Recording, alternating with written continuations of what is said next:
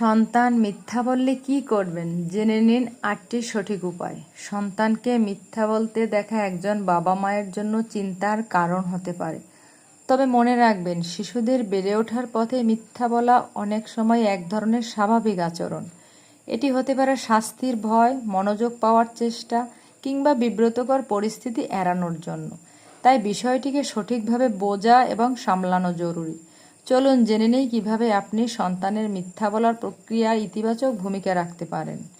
কেন মিথ্যা বলছে সেটা আগে বোঝার চেষ্টা করুন। শিশুরা জন্মগতভাবে মিথ্যাবাদী নয়, তাই তারা কেন মিথ্যা বলছে সেই কারণ খুঁজে বের করা দরকার। অনেক সময় তারা ভয় বা চাপ থেকে মিথ্যা বলে। ২. খোলামেলা কথা বলার পরিবেশ তৈরি করুন। আপনার সন্তান জানে সে তার কথা ভুল হলেও আপনার সঙ্গে ভাগ করে নিতে পারবে। বিশ্বাস ও ভালোবাসার সম্পর্ক গড়ে তুললে শিশুরা সত্য বলার সাহস পায়। ৩. রাগ না করে শান্তভাবে প্রতিক্রিয়া দিন। সন্তানকে মিথ্যা বলতে ধরলে হঠাৎ রেগে না গিয়ে শান্ত থেকে কথা বলুন। এতে সে ভয় না পেয়ে নিজের ভুল বুঝতে পারবে। ৪. কল্পনা আর মিথ্যার পার্থক্য শেখান। শিশুরা অনেক সময় কল্পনার জগতে ডুবে যায়। গল্প বানানো আর ইচ্ছাকৃতভাবে মিথ্যা বলার মধ্যে পার্থক্য বোঝাতে সাহায্য করুন। ৫. সত্য কথার গুরুত্ব বুঝিয়ে দিন।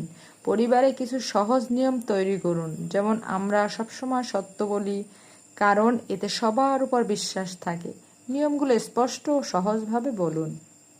৬. নিজের আচরণের সততার উদাহরণ দিন।